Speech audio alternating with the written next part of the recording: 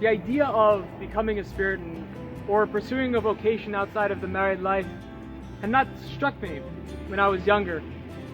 Nonetheless, I was fortunate enough to meet Spiritans during college at Duquesne, where I became inspired by the various stories of Spiritans, both those who had worked in the US and those who had worked abroad.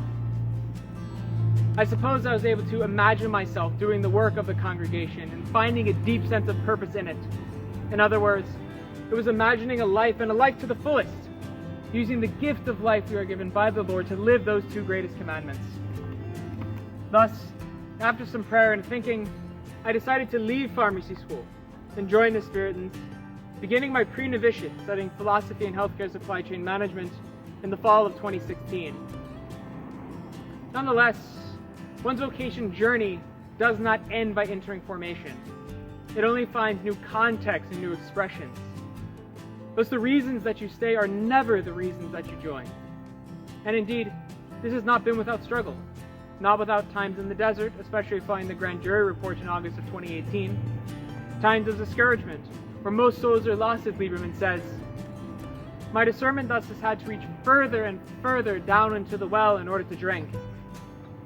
But these periods are necessary. They're a part of how we grow and heal our wounds as humanity. They're a part of how we become a better community of disciples as church. And lastly, they're part of how we rediscover the pilgrim's path as individuals. To paraphrase one Spiritan working in Paraguay, like the characters in the Song of Songs, we find, we seek, we lose, and we rediscover.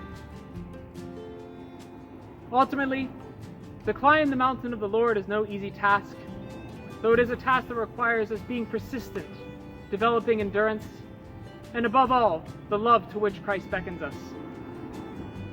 These are not just spiritual matters either. When I joined, I wasn't sure where I'd be doing my novitiate, but alas, Chicago was revealed. And when I thought I'd be continuing theology in Chicago, but alas, Trinidad became the place, and now I'm here. And although unexpected, what a great joy it has been. You see, an openness to the action of the Holy Spirit in our lives allows us not only to seek and find, but to be sought and to be found, to have our calling truly revealed to us. If you are discerning of vocation, I suggest praying Lieberman's Feather Prayer, so that you may be as open as possible to divine providence in your search for your vocation.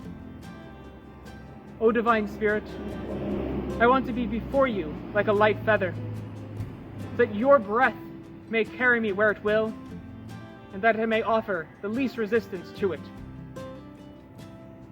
Please pray, but above all, be ready to go forth into a future unknown, and when that time is right, be prepared for when it is your turn to read that scroll of Isaiah, to announce the good news of the kingdom.